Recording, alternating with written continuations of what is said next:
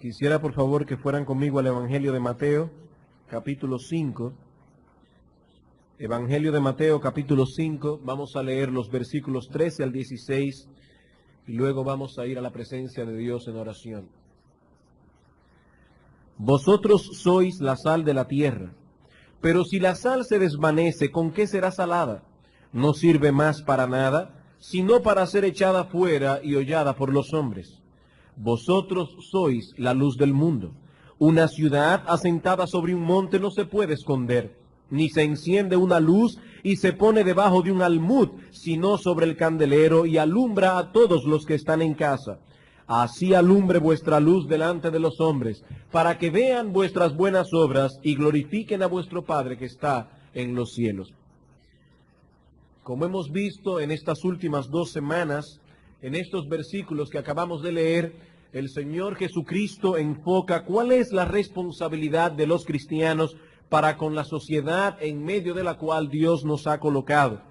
La Biblia dice en el mismo texto de Mateo capítulo 5 que el mundo será hostil hacia los cristianos, que los cristianos no deben esperar del mundo aceptación, alabanza, sino más bien persecución. Sin embargo, también nos dice ahora que esos cristianos hacia los cuales el mundo será hostil, contra los cuales el mundo enfocará toda su persecución, esos cristianos están llamados a beneficiar al mundo. ¿Y cuál es el beneficio que los discípulos de Cristo le reportan al mundo? Dice el texto que ellos son sal y luz, no de esta o de aquella localidad específica, sino del mundo entero. Cristo no dice a sus discípulos, vosotros sois la sal de Israel, vosotros sois la luz de Palestina. Allí dice, vosotros sois la sal de la tierra, vosotros sois la luz del mundo. Mientras los profetas y creyentes del antiguo pacto, de la antigua dispensación, del período antiguo testamentario, fueron la sal de Judea mayormente, los discípulos de Cristo ejercerían una influencia mucho mayor, mucho más amplia en su alcance. La influencia de estos hombres no quedaría encerrada dentro de los límites de la tierra prometida, sino que alcanzaría las partes más remotas de la tierra y demostraría ser eficaz en todas las naciones, tribus, pueblos y lenguas. Alguien puede decir, pero ¿cómo sería esto posible? Que un pequeño grupo de hombres y mujeres que no poseían poder político o económico y que no contaban tampoco con todas las ventajas que ofrece la vida moderna, como poder viajar en avión o como la radio, la televisión. ¿Cómo es posible que este pequeño grupo de hombres y mujeres pudiesen llevar su influencia a todo lo largo y ancho del globo terráqueo? Parece ser como si Cristo en ese momento hubiese tenido un programa demasiado pretencioso. Sin embargo, hermanos, 2000 años después, en una pequeña isla del Caribe, lejísimo del Medio Oriente, hoy, domingo 5 de septiembre de 1993, estamos predicando el Evangelio de Cristo. La responsabilidad que Cristo colocó sobre los hombros de la iglesia fue ir y hacer discípulos a todas las naciones. Y más adelante les trazó un plan más definido en Hechos 1:8. Me seréis testigos en Jerusalén, en toda Judea, en Samaria y hasta lo último de la tierra. Hermanos, esa es nuestra responsabilidad. Estamos aquí para eso, para ser sal y luz de este mundo insípido, de este mundo corrompido, de este mundo sumido en las más densas tinieblas.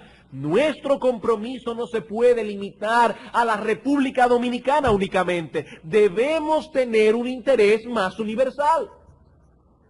¿Y cómo nosotros podemos manifestar ese interés más universal? Hermanos, ¿por qué razón ustedes creen que nosotros tomamos un tiempo considerable del culto de oración todos los miércoles para interceder por otras iglesias hermanas en el mundo entero? ¿Por qué no nos limitamos a orar por el abuelito de la hermana tal que se rompió una pierna ayer? ¿Por qué no nos limitamos a orar únicamente por aquellas necesidades propias de nuestra iglesia? Y oramos por iglesias que están en Australia, en Filipinas y en muchos lugares del mundo. Porque de ese modo estamos contribuyendo al cumplimiento de esta tarea que Cristo nos ha impuesto. Lo más probable es que ninguno aquí sea llamado por Dios a llevar el Evangelio a las Filipinas, a Australia o a Pakistán. Pero si somos cristianos, nuestro interés debe ser que la luz del Evangelio brille en aquellos lugares. Y ya que, repito, probablemente no iremos nosotros mismos, debemos tener el deber de orar por aquellos que van. Cuando la iglesia se reúne a orar, debe tener como prioridad el avance y la extensión del reino de Cristo.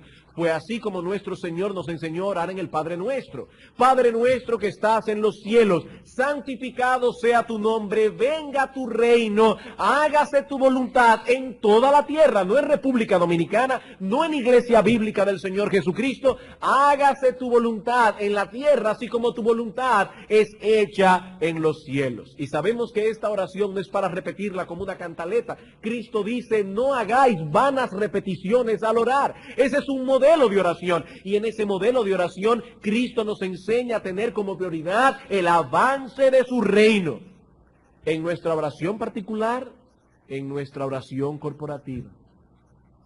El culto de oración es de suprema importancia, no solo para el desarrollo de la iglesia local, sino también para el desarrollo de la obra de Dios en el mundo.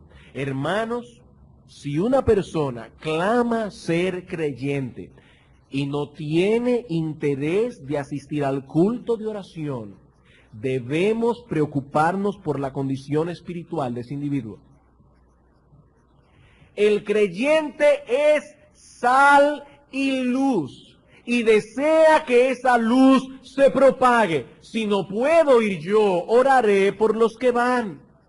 Pero ya sea de un modo u otro, tomaremos esa carga sobre nosotros. Toda iglesia local debe tener una mentalidad misionera. Y aún deberíamos anhelar, hermanos, aún deberíamos anhelar que Dios nos conceda el privilegio de poder enviar misioneros a otros lugares del mundo. Hay personas que parece que cuando leen los requisitos que aparecen en 1 Timoteo capítulo 3, de lo que debe ser un siervo de Dios, y un misionero es un siervo de Dios, y debe tener esas cualificaciones que aparecen en 1 Timoteo 3, le añaden una que no está allí. Ellos leen, el obispo debe ser irreprensible, marido de una sola mujer, sobrio, norteamericano, prudente. Pero allí no dice eso. Allí no dice eso. Los misioneros no tienen que ser norteamericanos. Dios ha puesto esa responsabilidad sobre los hombros de su iglesia. Pero pastor, ¿con qué recursos contamos nosotros para enviar misioneros a otros países si todavía ni siquiera hemos podido construir nuestro edificio?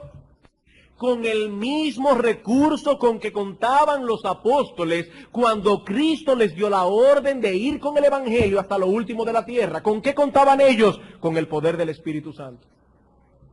¿Qué recursos tenían esos hombres? La promesa de Cristo, he aquí yo estoy con vosotros todos los días hasta el fin del mundo. Eso era todo lo que tenían. Pero ahora yo me pregunto, ¿acaso necesitaban algo más? Eso era todo lo que tenían, pero tenían demasiado. Si no tenemos el interés y la convicción de que esa es nuestra responsabilidad, no importa que tengamos los recursos, no lo vamos a hacer de ningún modo. No lo vamos a hacer de ningún modo. Y me temo, hermanos, que en el mundo entero hay misioneros pasando mucho trabajo, porque los cristianos no han sentido la carga en su corazón de que esa es la responsabilidad de la iglesia. Y me temo también que hay muchas cosas guardadas por ahí que no sirven para nada, dinero mal invertido, porque no tenemos la obra de Dios como nuestra prioridad. La obra de Dios es nuestra prioridad. Por eso dice la Escritura, dile a los ricos de este siglo que no pongan su confianza en las riquezas, que atesoren para la vida eterna. Que atesoren para la vida eterna, que inviertan en el reino de los cielos. Los cristianos son la única sal y la única luz que este mundo posee. Dios nos tiene aquí únicamente con el propósito de salar y de iluminar el mundo. Fuera de eso, dice el Señor, no servimos para otra cosa. Si la sal se desvanece, ya no sirve para nada. Como tampoco tiene ningún sentido, dice el Señor, encender una luz para esconderla luego debajo de un almud. La sal debe salar, la luz debe alumbrar. Eso es algo tan obvio, es algo tan evidente que parecería innecesario recalcarlo. Sin embargo, el Señor parece ser de otra opinión. El Señor Jesucristo consideró que este asunto revestía de tal importancia que Él no se limitó a decir a sus discípulos, vosotros sois la sal de la tierra, vosotros sois la luz del mundo, sino que también les advirtió, cuídense de que vuestra sal no se desvanezca y de que vuestra luz brille. Una luz no se enciende para esconderla luego debajo de un almud. Eso sería ridículo, eso no tendría ningún sentido.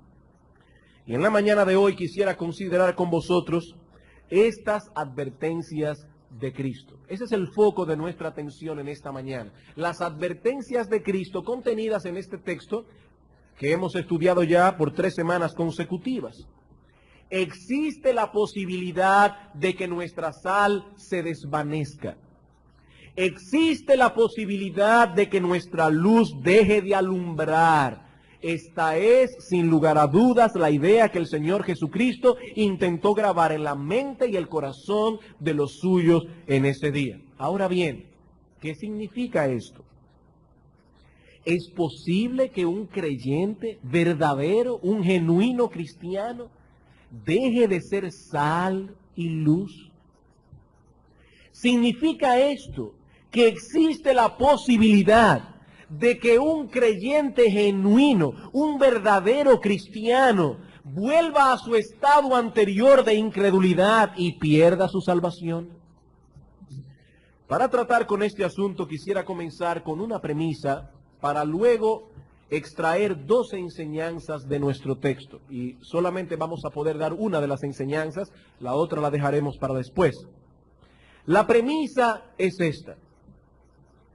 Un verdadero creyente no puede de ningún modo volver a su estado anterior de incredulidad. El Señor dice que la sal se puede desvanecer y que podemos esconder la luz debajo de un almud. Pero para poder entender esa advertencia tenemos que ir primero a esta premisa. Un verdadero creyente no puede de ningún modo volver a su estado anterior de incredulidad. Estoy consciente de que para muchos aquí este asunto es el ABC de la vida cristiana. Pero pienso que aún así, y el Señor puso esa convicción durante la semana, pienso que aún así debemos tomar un poco de tiempo para tratar con esta doctrina de la seguridad eterna de los santos. Y esto por 2 razones. En primer lugar, porque estamos conscientes de la enorme cantidad de nuevos cristianos, de nuevos creyentes que están en medio nuestro, y es nuestra responsabilidad, por amor a ellos, confirmarlos en su fe.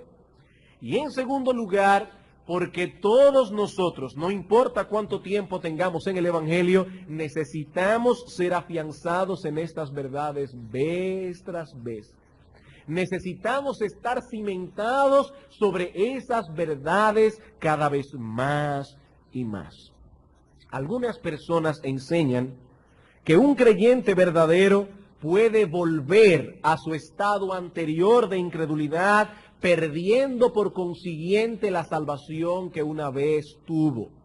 Por ejemplo, los pentecostales enseñan esto. Esto es típico de la doctrina arminiana. Eso es arminianismo. Y esta enseñanza genera una gran inquietud en la mente de muchos cristianos débiles, ya que nunca están completamente seguros de que son salvos. Pero la Biblia enseña que los verdaderos creyentes, una vez salvos, nunca podrán perderse. Ahora bien, noten con cuidado lo que estamos diciendo. No estamos diciendo que todos aquellos que profesan ser creyentes irán al cielo. No estamos diciendo que todos aquellos que pertenecen a una iglesia evangélica son salvos. No estamos diciendo que todos aquellos que alguna vez en una campaña evangelística levantaron su mano y pasaron al frente son salvos. No estamos diciendo que porque una persona lea la Biblia, venga a la iglesia y hasta predique la palabra de Dios, es salvo. Eso no es lo que estamos diciendo. Porque de hecho, eso no es cierto. Las Escrituras contienen muchas advertencias a los que profesan ser cristianos de que deben revisar continuamente la realidad de su profesión de fe. Dice en 2 Corintios capítulo 13 versículo 5 el apóstol Pablo: examinaos a vosotros mismos si estáis en la fe. Lo que estamos diciendo es que un verdadero creyente, si es verdadero, nunca podrá caer de su estado de gracia totalmente y al final perderse e irse al infierno. Poniéndolo en palabras más sencillas, que si una persona dice hoy que es cristiana y está aquí sentada con nosotros, si una persona dice hoy que es cristiana y mañana se aparta del Señor y vuelve a su estado anterior de pecado, no estamos ante un creyente que se volvió incrédulo otra vez, sino más bien ante una persona que nunca conoció realmente al Señor. Ay, pero pastores, que yo he conocido casos de personas que se veían tan fieles y hasta predicaban la palabra de Dios. Sí, Judas predicaba la palabra de Dios. Y parece que era tan fiel, excepto en privado, porque él robaba de la bolsa, pero nadie se daba cuenta. Pero en su actitud externa parecía tan fiel que cuando el Señor Jesucristo dijo: uno de vosotros me va a entregar, ninguno dijo: yo sé quién es Judas. No, todos comenzaron a preguntarse: ¿acaso soy yo, Señor? Ellos no pudieron ver en el comportamiento de Judas ningún indicio que le diera a entender que Judas era del diablo. Y dice Cristo que Judas era del maligno desde el principio.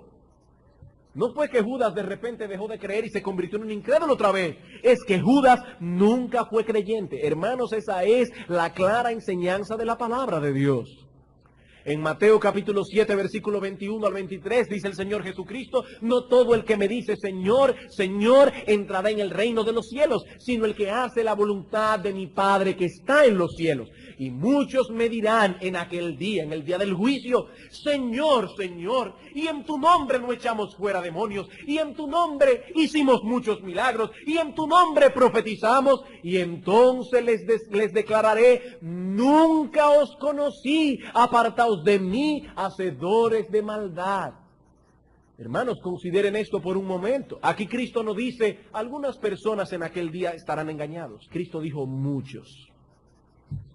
Muchos llegarán al día del juicio confiados en una esperanza carnal. Personas que echaron fuera demonios, personas que hicieron milagros, personas que profetizaron y eran del diablo. Pero lo que quiero recalcar aquí es la última expresión de Cristo: nunca os conocí. Cristo no está diciendo: bueno, ustedes fueron cristianos por un tiempo y en ese tiempo yo los conocía, pero después se apartaron y ya yo dejé de conocerlos. Cristo dice: nunca, nunca, nunca os conocí. En Primera de Juan, capítulo 2, versículo 19, dice el apóstol Juan: salieron de nosotros, pero no eran de nosotros, porque si hubiesen sido de nosotros, habrían permanecido con nosotros, pero salieron para que se manifestara que no todos son de nosotros. El apóstol está diciendo aquí: salieron para que abran sus ojos y se den cuenta que aún todavía hay algunos que están que no son. Salieron de nosotros para que entiendan que no todos son. Todavía hay algunos que están, pero no son. En Primera de Juan, capítulo 3, versículo 6, dice el apóstol Juan: todo aquel que peca no le ha visto ni le ha conocido. Ahora bien, aquí no se está hablando de que cualquier persona que comete un pecado en un momento dado no es cristiano. La palabra pecar allí, todo aquel que peca es un presente continuo. Todo aquel que afirma ser cristiano y vuelve otra vez a ser atrapado por el mundo y ahora está viviendo en pecado, no le ha visto ni le ha conocido. Y en ambos verbos allí, visto y conocido, el apóstol Juan usa lo que en gramática griega se conoce como el tiempo perfecto de los verbos, y señala una acción que comenzó en el pasado y continúa siendo efectuada en el presente. En otras palabras, el apóstol Juan está diciendo, todo aquel que está sumergido en su pecado otra vez, ni antes ni ahora vio a Cristo, ni antes ni ahora lo conoció. No es que antes lo veía, no es que antes él conoció a Cristo y ahora dejó de conocerlo. Esa persona ni antes, aun cuando se parecía que no estaba envuelto en su pecado, ni ahora lo conoce ni lo ve. En Segunda de Juan, el único capítulo de Segunda de Juan, versículo 9, dice el apóstol lo siguiente: cualquiera que se extravía y no persevera en la doctrina de Cristo no tiene a Dios. No tiene a Dios. Si hubiese tenido a Dios, hubiese perseverado. El que persevera en la doctrina de Cristo, ese sí tiene al Padre y al Hijo. Y hay una expresión enfática allí, ese sí, el otro no, pero ese sí tiene al Padre y al Hijo. Es imposible, hermanos, que un verdadero creyente pierda su salvación. Eso implicaría a la larga que la salvación es por obras y no por fe. Consideren esto por un momento. Si la salvación se pierde, o sea, que nosotros tenemos que esforzarnos por perseverar para no perderla, si la salvación se pierde, entonces nuestra salvación depende de nuestra perseverancia y no de la obra perfecta de Cristo en la cruz del Calvario. Eso querría decir que entramos en el camino del reino por fe, pero nos mantenemos en ese camino por nuestro esfuerzo. La entrada es por fe, pero la permanencia allí es por obras. A la larga, entonces, la salvación es por obras, no por fe. Es por obras. O veamos esto bajo otra perspectiva. ¿Es acaso la fe una virtud inherente al ser humano?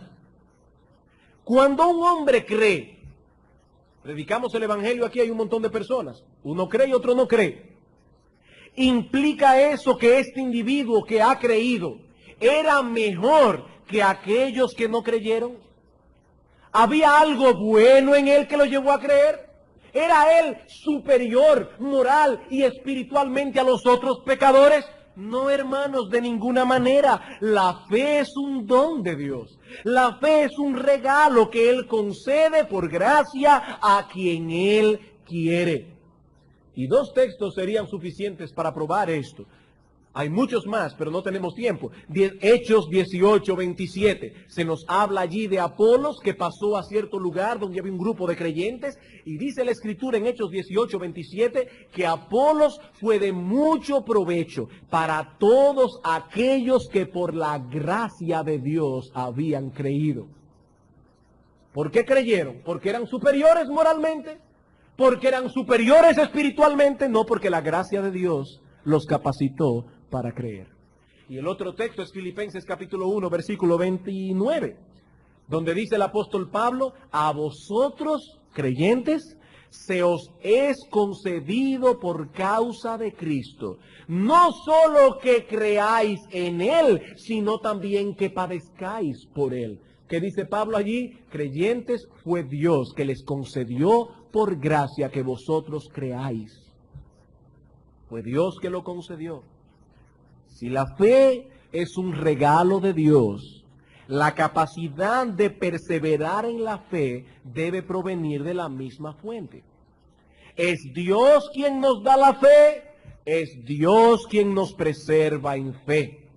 En 1 Tesalonicenses capítulo 5, versículo 23 al 24, dice: y el mismo Dios os santifique por completo, y todo vuestro ser, espíritu, alma y cuerpo, sean guardados irreprensibles hasta la venida del Señor Jesucristo. Y a renglón seguido Pablo añade, fiel es el que os llama, el cual también lo hará.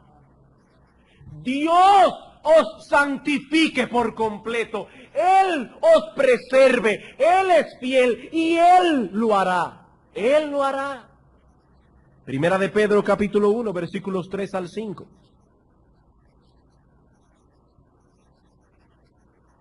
Primera de Pedro capítulo 1, versículos 3 al 5.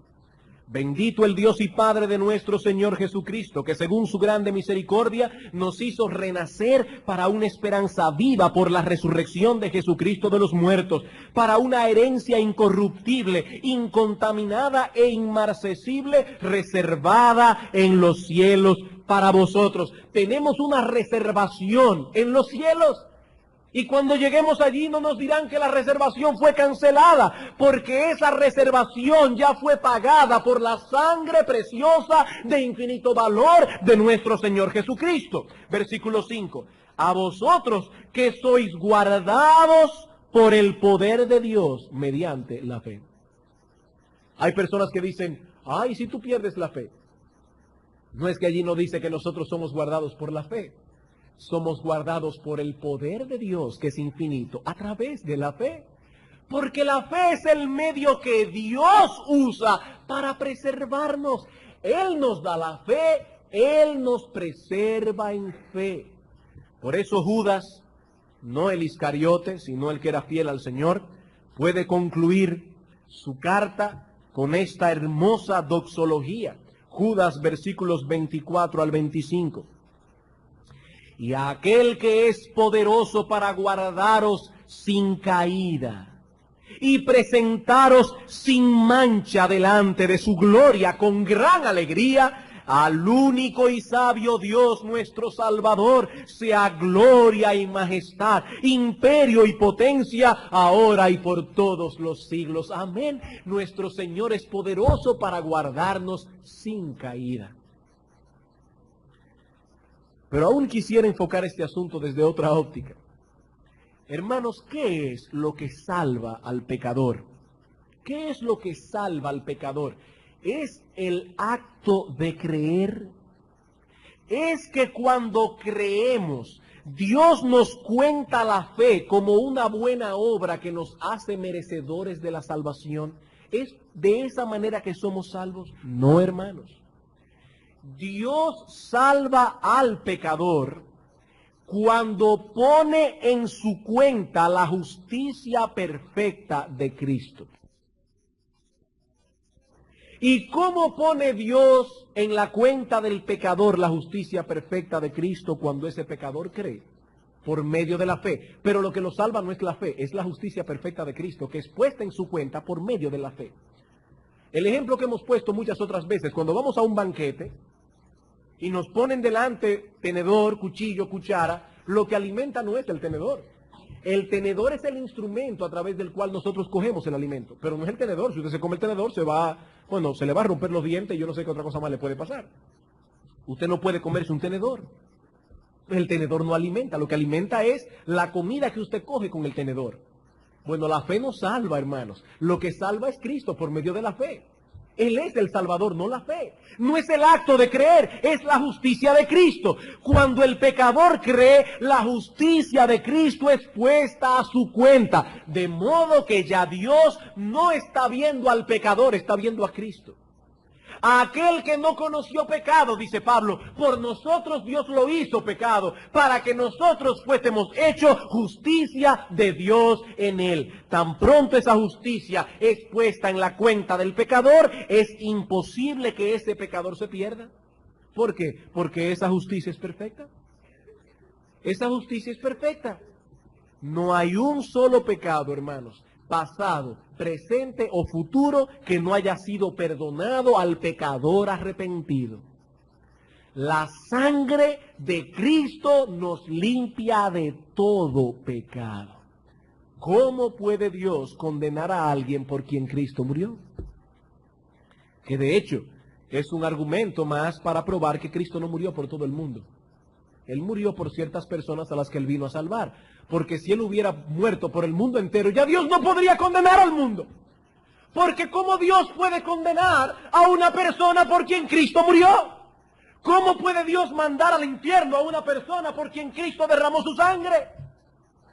De ninguna manera. Por eso dice el apóstol Pablo: maridos, amad a vuestras mujeres, así como Cristo amó a la iglesia y se entregó por ella.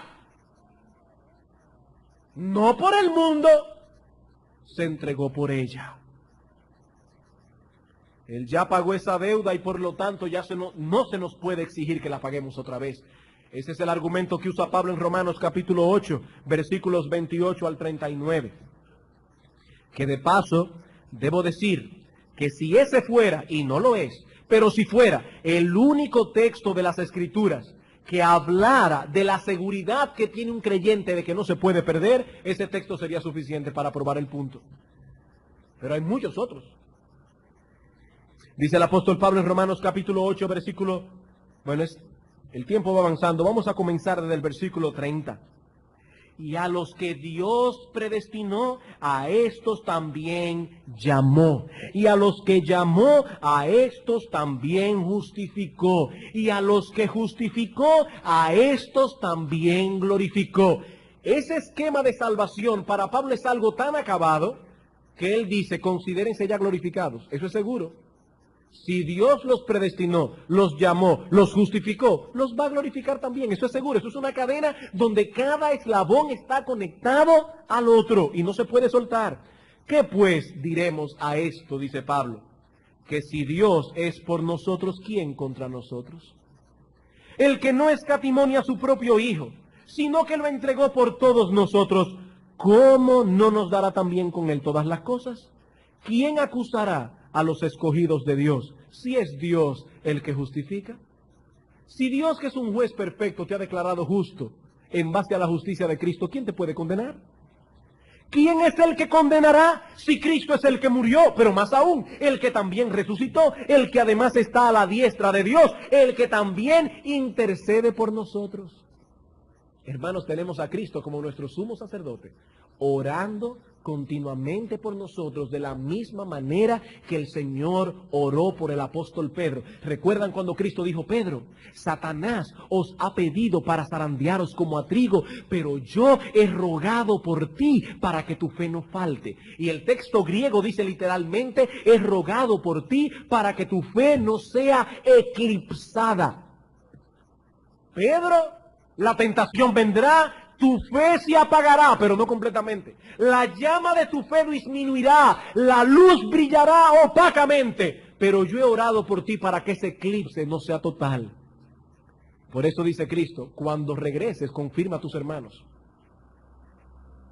Hermanos, nuestro bendito Salvador está rogando por nosotros continuamente. Por eso dice el autor de los Hebreos: qué bueno que tenemos ese sumo sacerdote, porque Él intercede por nosotros para salvarnos perpetuamente. Perpetuamente. No un día, no dos, no tres. Perpetuamente. Sigue diciendo Pablo: ¿quién nos separará del amor de Cristo? ¿Quién? ¿Tribulación, o angustia, o persecución, o hambre, o desnudez, o peligro, o espada? Versículo 37, antes en todas estas cosas somos más que vencedores por medio de aquel que nos amó, por lo cual estoy seguro de que ni la muerte, ni la vida, ni ángeles, ni principados, ni potestades, ni lo presente, ni lo porvenir, ni lo alto, ni lo profundo. Y parece que el apóstol Pablo pensó: ¿se me queda algo más? Y por si acaso se le quedaba algo más, dijo: ni ninguna otra cosa creada nos podrá separar del amor de Dios, que es en Cristo Jesús, Señor nuestro. Para la continuación de este mensaje, por favor, de vuelta a la cinta. La seguridad de los santos llevaría a los creyentes a actuar con soberbia y despreocupación.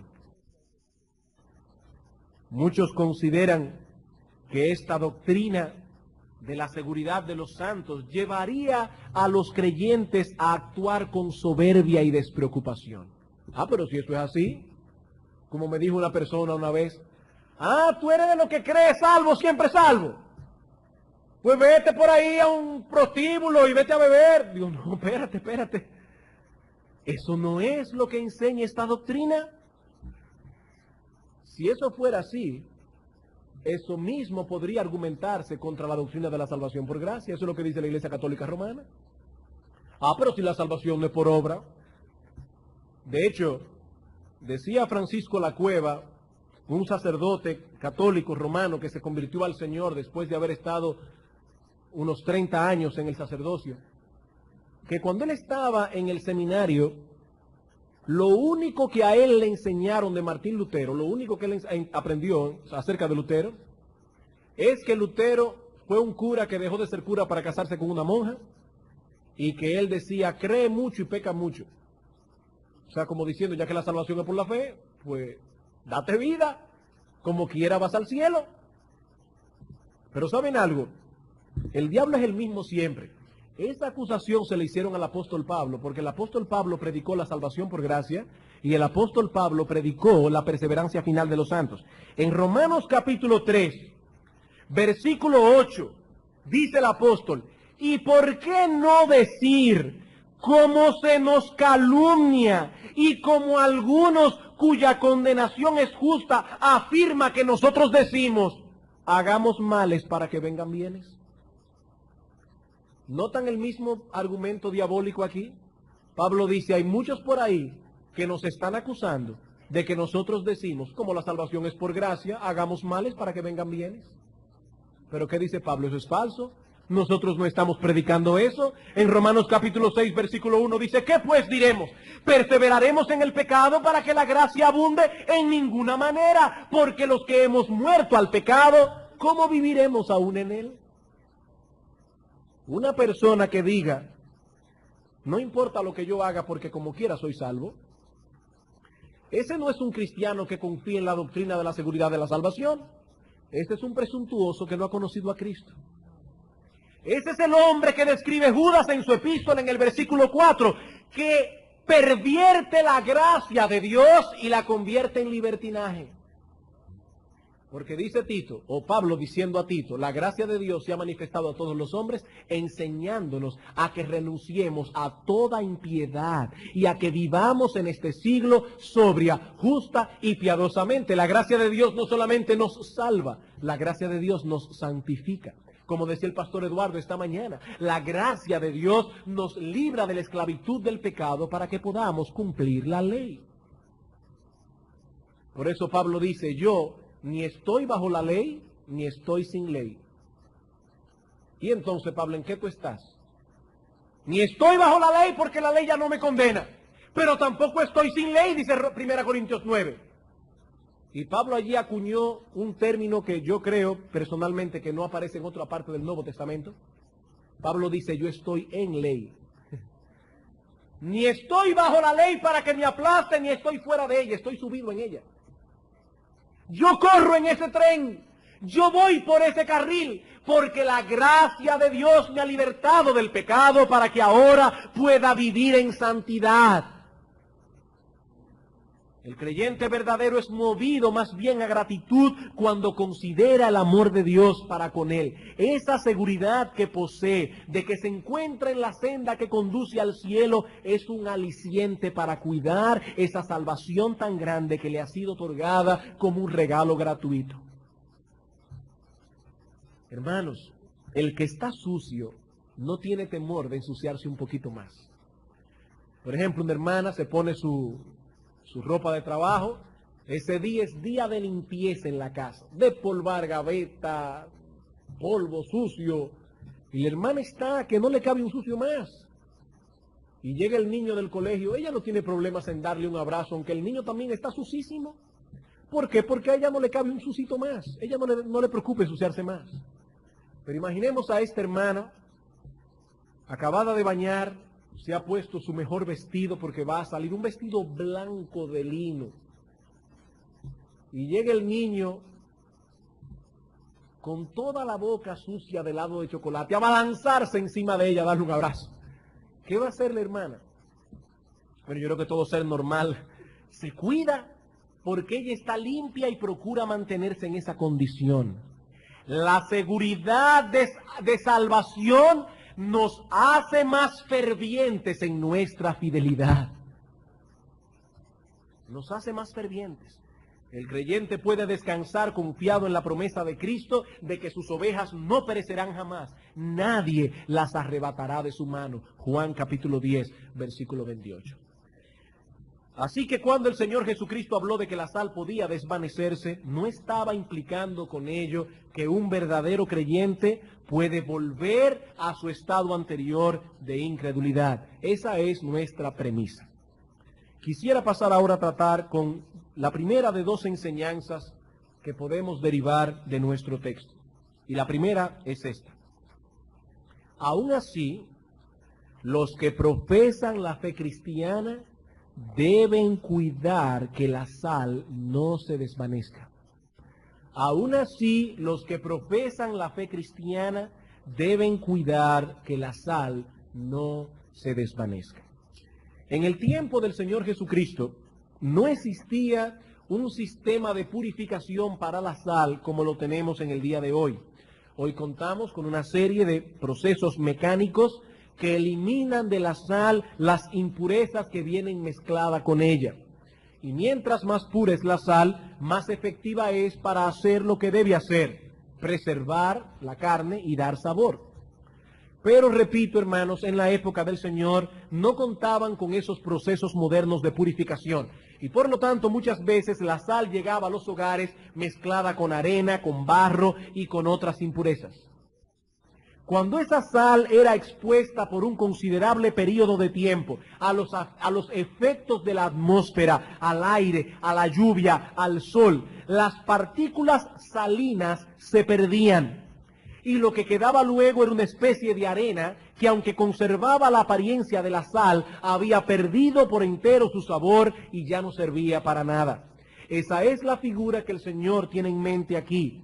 Sal que se ha mezclado con impurezas durante cierto periodo de tiempo y ha ido perdiendo gradualmente su capacidad de funcionar como sal. Y el Señor está diciendo que aquellos que profesan ser creyentes, sea profesantes meramente o creyentes, pueden verse envueltos en un proceso similar de desalinización, si puede llamársele así. Yo no busqué en el diccionario para saber si ese término existía. Así que si estoy diciendo un disparate, ustedes entienden lo que quiero decir. Si es un mero profesante, se desalinizará por completo y finalmente se evidenciará que nunca fue sal. Si es un verdadero creyente, perderá en muchos sentidos su efectividad. Y hermanos, un verdadero cristiano, y esa es una prueba que voy a poner delante de ustedes hoy en esta mañana. Un verdadero cristiano tiembla solo de pensar que eso es posible en su vida. Tiembla. Que llegue un momento en que su capacidad de preservar al mundo de la corrupción, su capacidad de dar sabor a la vida insípida de otros, su capacidad de atraerlos al Evangelio, se vaya minando por su continuo contacto con las impurezas de este mundo, hasta que llegue a ser casi imperceptible. El cristiano tiembla de pensar que eso es posible. Esto no ocurre de la noche a la mañana. Usualmente se trata de un proceso gradual, algo que comienza poco a poco, pero que termina volviendo casi totalmente insípido a todos aquellos que profesan ser sal. Repito, si el mero hecho de saber que esa es una posibilidad en tu vida no llena tu corazón de inquietud, ese es un síntoma preocupante. Es un síntoma preocupante. Puede estar revelando una de dos cosas. O que ese proceso de desalinización hace rato que comenzó en ti, o que definitivamente tú nunca fuiste sal. Parecías, pero nunca fuiste sal. Yo recuerdo hace muchos años atrás, cuando mi esposa y yo estábamos recién casados, que mi esposa estaba malísimo con un asunto del embarazo, y yo heroicamente, que nunca he sido amigo de la cocina, le dije, no te preocupes, yo te puedo hacer lo único que sé hacer, un huevo pasado por agua y unos plátanos fritos. Pero hermanos, habían cambiado el pote donde estaba la sal, pusieron el azúcar, y donde pusieron el azúcar, y ya ustedes se pueden imaginar, yo comencé a echarle azúcar a los fritos, yo decía, este frito no me sabe bien, y le echaba más azúcar, porque pensaba que era sal, parecía sal, pero era azúcar, parecía sal, pero era azúcar. Hermanos, el creyente verdadero tiembla ante esa posibilidad. Él tiembla de saber que algún día su sal puede desvanecerse y que no sirva ya para nada. Él anhela causar un efecto en aquellos que le rodean. Anhela que sus familiares y amigos sean atraídos al Evangelio por su testimonio. Anhela que su vida pueda crear sed de la verdad en aquellos que por una razón u otra entran en contacto con él. Él anhela que los demás se pregunten, ¿pero qué es lo que este individuo tiene? Él es diferente a mí. Él afronta la vida de otra manera. Él afronta los problemas de otra manera. Parece que siempre está contento. ¿Qué es lo que este individuo tiene? Hace muchos años escuché una historia que puede ilustrar esto, de lo que es la sal de un creyente, aún hasta en la crianza de sus hijos, porque hasta en eso somos distintos. Un hermano de una iglesia conocida por nosotros estaba conversando con un vecino y de repente su hijo salió corriendo y iba para la calle. Y este hermano de la iglesia le dijo, fulanito, párate ahí, ven para acá. El niño se paró ipso facto, sembrado en la tierra, y se devolvió. El vecino, que era inconverso, le dijo, óyeme, repite eso otra vez. Di a él que se vaya y vuelva de nuevo. El hermano se quedó boquiabierto y dice, yo puedo llamar al hijo mío 50 veces y no va a venir. Él le dijo, hermano, es que en mi iglesia a mí me instruyen con la palabra de Dios para que yo sepa cómo criar a mis hijos. Según tengo entendido, ese inconverso quedó tan sorprendido que comenzó a ir a la iglesia y finalmente se convirtió al Señor. Por ese testimonio. Ese hermano fue sal. Hermano, si ese es tu anhelo en esta mañana, debes darle gracias a Dios. Si estás luchando porque sea así y te abates cuando te das cuenta de que te has quedado corto de manifestar que eres distinto, de manifestar que el carácter de Cristo te domina, si te duele, eso debe ser un motivo de alegría. Eso debe ser un motivo de alegría. Pero si en cambio no tienes esa preocupación, si no te inquieta pensar que algún día tu sal pueda evaporarse, me temo entonces que hace rato que ese proceso comenzó, o aún puedo temer que tú nunca fuiste sal. Recuerda, no se trata de un proceso que ocurre de la noche a la mañana. Es algo lento, gradual, pero seguro. Puede pasarte a ti mi hermano, que tal vez en estos momentos ardes como un serafín en tu celo y en tu amor por Dios. Te puede pasar a ti. Puede pasarle a los profesores de escuela dominical, puede pasarle a los diáconos de la iglesia, puede pasar a los mismos pastores. Nadie es inmune de ese proceso. Al principio, como hemos dicho, puede ser imperceptible, pero poco a poco las impurezas de este mundo harán su trabajo. Y cuando vengamos a darnos cuenta, hace tiempo que nuestra barca se encuentra a la deriva en medio del mar. Pastor, ¿qué puedo hacer yo para que eso no me suceda? ¿Cómo puedo cuidarme para que mi capacidad de salar no se desvanezca? Quisiera utilizar los últimos 15 minutos para dar algunas aplicaciones prácticas, algunos consejos prácticos. En primer lugar, debemos alimentarnos diariamente de la palabra de Dios. Debemos alimentarnos diariamente de la palabra de Dios. Hermanos míos, a medida que trato con mi propia vida cristiana y con la vida de otros como pastor que soy, puedo ver cada vez con más claridad la importancia, la enorme y trascendental importancia de una alimentación diaria y balanceada de la palabra de Dios para poder mantener una vida espiritual saludable. Nadie puede guardarse de ese terrible proceso de desalinización si no toma este asunto con seriedad. Y sé que estamos hablando otra vez del ABC de la vida cristiana, pero te aseguro, hermano, que no llegarás a la madurez espiritual si no tomas en serio este fundamento. Pregúntale a cualquier cristiano que hoy está pasando por un proceso de decadencia, ¿cómo llegaste hasta aquí? Y la respuesta casi invariablemente será, comencé a descuidar la lectura diaria de la palabra de Dios. Hazlo. Hazlo. Casi invariablemente comencé a descuidar la lectura de la palabra de Dios. No solo de pan vivirá el hombre, dice el Señor Jesucristo citando el Antiguo Testamento, sino de toda palabra que sale de la boca de Dios. En Juan capítulo 17, versículo 17, Cristo ora al Padre, santifícalos en tu verdad. Tu palabra es verdad. Y en Juan 15:3 dijo a sus discípulos, ya vosotros estáis limpios por la palabra que os he hablado. Solo la palabra de Dios, leída, comprendida y meditada, puede guardarnos de las impurezas del mundo. Como dijo una vez un predicador, cuando descuidas la lectura diaria de la palabra de Dios, te estás negando a ti mismo el instrumento básico que el Espíritu Santo usará para preservar tu salinidad. Ese es el instrumento básico que el Espíritu Santo usará para preservar tu salinidad, para que no te desalinices.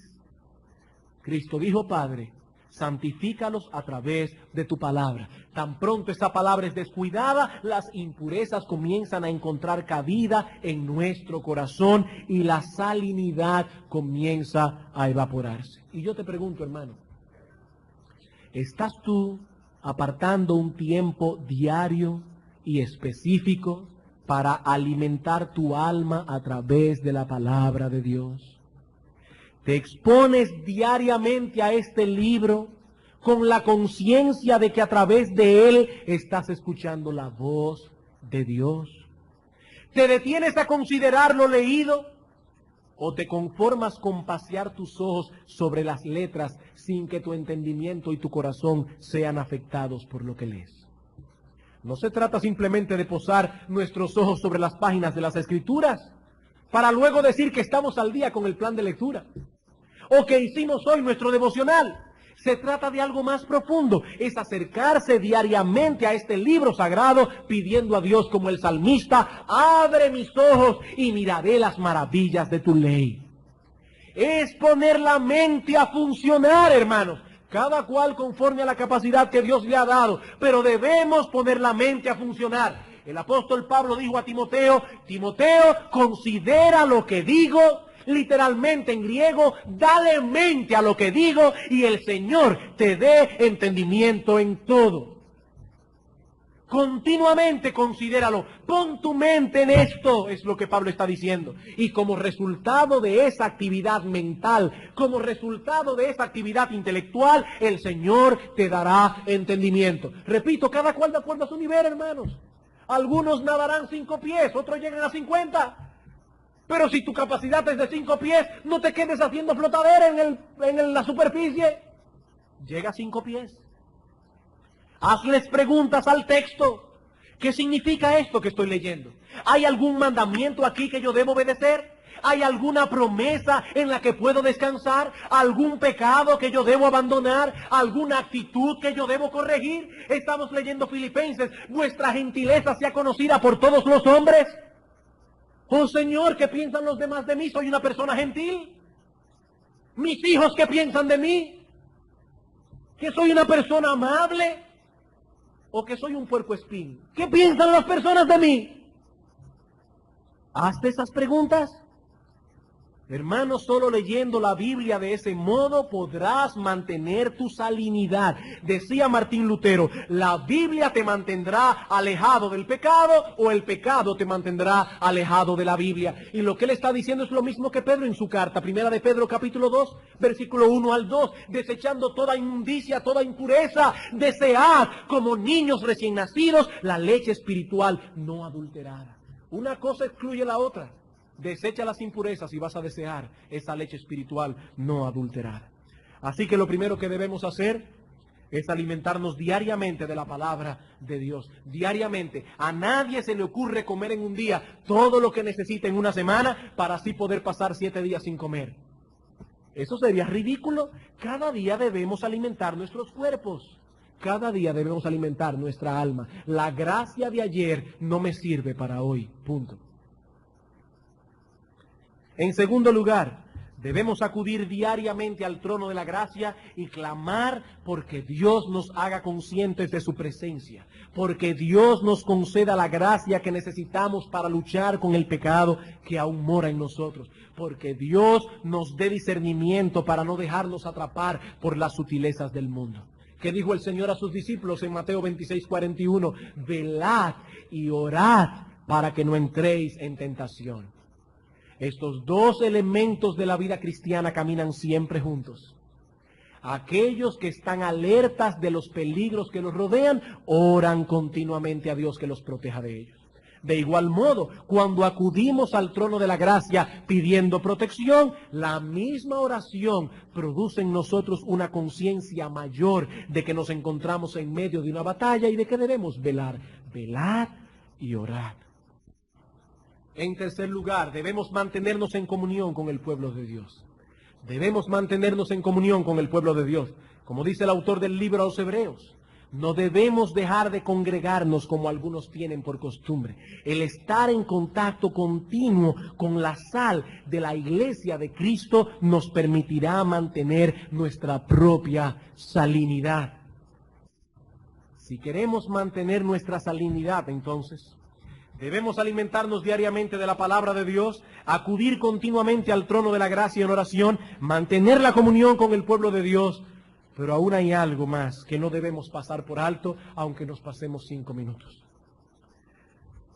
Si queremos mantener la salinidad, debemos cultivar una saludable y profunda sensibilidad hacia el pecado.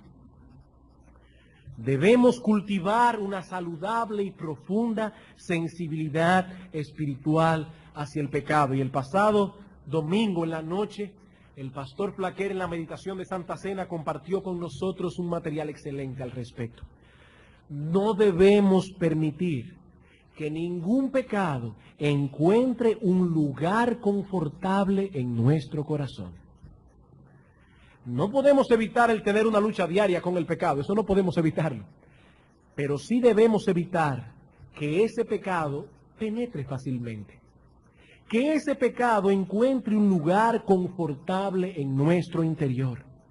Debemos luchar contra toda impureza que trate de abrirse paso a través de nuestros ojos, nuestros oídos, nuestros pensamientos. Debemos estar decididos a mortificar toda amargura, a mortificar todo resentimiento, a mortificar toda pasión que se levanta en nuestro corazón y que pretenda arrastrarnos fuera de la voluntad de Dios. Hermanos, estamos en medio de un campo de batalla. Satanás sabe que los cristianos son la única sal y la única luz que este mundo posee, y que solo los cristianos pueden refrenar el avance de la descomposición moral y espiritual que afecta a este mundo, y por lo tanto usará todos los medios a su alcance para que los cristianos pierdan su salinidad, para que escondan su luz. No vivimos en un mundo neutral. Cristo dijo, yo os envío como ovejas en medio de lobos. ¿Qué actitud piensan ustedes que asumiría una oveja que la han puesto a atravesar un campo lleno de lobos y ella lo sabe? Y ella lo sabe. ¿Ustedes creen que ella iría por ahí pitando como si estuviera en un picnic en el Parque Mirador, completamente despreocupada, como si nada estuviera pasando? Hermanos, estamos rodeados de peligros y no debemos vivir como si nada estuviera pasando. Tomen la televisión, por ejemplo. La televisión. Cada vez que un cristiano se expone a la televisión, debe hacerlo en oración y con todos sus sentidos alertas. Si hacemos un uso indiscriminado de ese aparato, y no solo indiscriminado, sino también continuo, perderemos nuestra salinidad. Se los aseguro. Creo que el pastor Martin tiene razón cuando dice que el uso indiscriminado de la televisión es una de las formas más rápidas que tienen los cristianos para perder su capacidad de salar. Yo no estoy diciendo aquí que si alguien ve televisión es porque no es cristiano. Estoy diciendo que si acudes muy seguido a sentarte frente a ese aparato y no posees ningún criterio discriminador de lo que debes y no debes ver, pronto perderás tu salinidad. Eso es ponerse en las manos del diablo y decirle: aquí estoy, moldéame conforme a tus patrones. Y si eso es un crimen condenable, dejar a los niños y a los jóvenes un uso de la televisión a su propio criterio y sin la vigilancia paterna, es un crimen más condenable aún. Y hay padres que aún se atreven a poner ese aparato en las manos de un joven adolescente y ponérselo en su cuarto, para que él lo use cuando quiere, como lo quiere y cuantas veces quiera. Hermanos, ellos no tienen capacidad, esas mentecitas no están preparadas para exponerse solas a tanto peligro. Y mírenme como ustedes quieran verme en esta mañana, como salido directamente de la Edad Media. Eso es condenable. Eso es condenable. No, lo que pasa es que el hijo mío solo ve Disney Channel. Ay, hermano, ¿y quién le dice a su hijo que las actitudes del Pato Donald, que es un rabioso, no son correctas? ¿Y quién le dice a su hijo en el momento que está viendo la televisión que la sirenita no tiene pudor y que se viste de una manera que no es apropiada para una cristiana? Entonces no debo ver la sirenita. Yo no estoy diciendo que no debe ver la sirenita. Lo que estoy diciendo es que esas cosas no son neutrales. Lo que estoy diciendo es que el diablo está usando esas cosas para promover en nuestros hijos un carácter anticristiano. Lo que estoy diciendo, hermano, es que no debemos ser unos tontos. No, yo no estoy diciendo que ahora usted debe llegar a su casa y hacer una procesión para llevar la televisión al zafacón. Yo no estoy diciendo eso. Estoy diciendo, hermanos, que ese aparatico es peligroso. Eso es lo que estoy diciendo. Y no me refiero únicamente a la televisión. Sino también a todo aquello que puede servir de vehículo a la basura contaminante que este mundo ofrece, como muchas de esas revistas diseñadas para incentivar la vanidad y para llenar nuestras mentes de cosas tan trascendentales como el vestido que usó la duquesa fulana de tal en la recepción que hizo el conde fulano de tal en sus patios de Versalles. ¡Qué cosa más profunda! Hermanos, nosotros somos cristianos y no tenemos tiempo para perderlo en esas tonterías. Y lo mismo que decía hace un momento de la televisión, podemos decirlo acerca de estas cosas. Cuiden a sus hijos, hermanos, cuiden sus mentes, porque esas cosas están diseñadas para forjar un carácter completamente opuesto al carácter cristiano. Si vamos a mantener nuestra salinidad, no debemos permitir que el mundo nos moldee a su antojo. Ay, hermanos, ¿cuántos cristianos en su vida han pasado por la librería Maranata a comprar un buen libro? Porque no tienen tiempo para leer. Y claro que no tienen tiempo para leer. Porque ellos todas las noches tienen algo importantísimo que hacer, ver Punto Final. Eso es muy importante. Esto es importante. ¿Cómo ellos se van a poner a leer las instituciones de Calvino cuando tienen que a las no sé a qué hora es ponerse a ver Punto Final? Eso es importante. No tienen tiempo para leer, no tienen tiempo para cuidar su vida espiritual y poco a poco comienzan a perder su salinidad y están sentados aquí calentando una silla y la gente se pregunta, ¿pero será cristiano? ¿Será cristiano? Hermanos, recuerden lo que decíamos hace unos domingos atrás. La efectividad de la sal radica en el hecho de que es distinta de los demás alimentos. La efectividad de los cristianos radica en que somos distintos. Nuestro carácter es distinto, nuestros intereses son distintos, nuestras metas, ambiciones, aspiraciones son distintas. Nosotros no somos de aquí, somos del cielo. Hermanos, créanme, y Dios me es testigo. Mi interés no es ofender a nadie. Y ustedes no se imaginan cuántas veces me digo a mí mismo, hoy no vas a gritar en el púlpito. Y acabo gritando. Pero hermanos, créanme, es por amor a vosotros, es por amor a vuestros hijos. Hermanos, no nos dejemos engañar. Somos la única sal, somos la única luz que el mundo tiene y el diablo quiere llevarse ese mundo al infierno con él.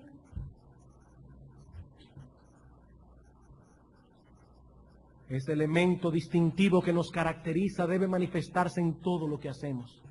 De lo contrario, ya no seremos efectivos en medio del mundo en el que Dios nos ha colocado. Un mundo que supura a causa de su corrupción y en el cual solo los cristianos pueden ejercer una función antiséptica. Y yo te pregunto, hermano, ya para terminar, ¿estás tú esforzándote para conservar tu salinidad? A través de la lectura diaria y balanceada de la palabra de Dios, a través de la oración, a través de la comunión con el pueblo de Dios, a través de una lucha firme contra toda impureza que trata de abrirse paso a través de tus ojos, de tus oídos, de tus pensamientos. Hermanos, no lo olvides. Toda nuestra razón de ser en este mundo es salar y alumbrar este mundo insípido, corrompido y sumido en las más densas tinieblas. Fuera de eso, dice Cristo, no servimos para más nada. No servimos para más nada. Que el Señor nos dé conciencia de lo que somos y que nos conceda su gracia para que podamos actuar conforme a lo que somos. Vamos a orar. Soberano Rey, que moras en las alturas de los cielos, henos aquí, oh Padre, en esta mañana, con dolor en nuestro corazón y con vergüenza, porque reconocemos que no hemos hecho todo el esfuerzo posible para que nuestra salinidad no se evapore. Perdónanos, oh Dios, por eso, pero gracias también te damos y hay alegría en nuestro corazón porque sentimos ese dolor.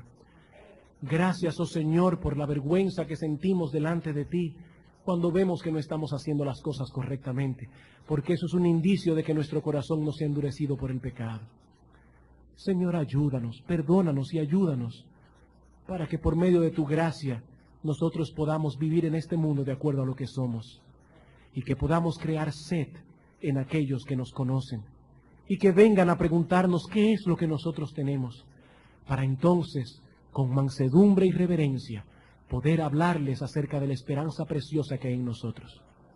Ayúdanos, oh Señor, y bendice a esta tu iglesia. Te lo pedimos en Cristo Jesús. Amén.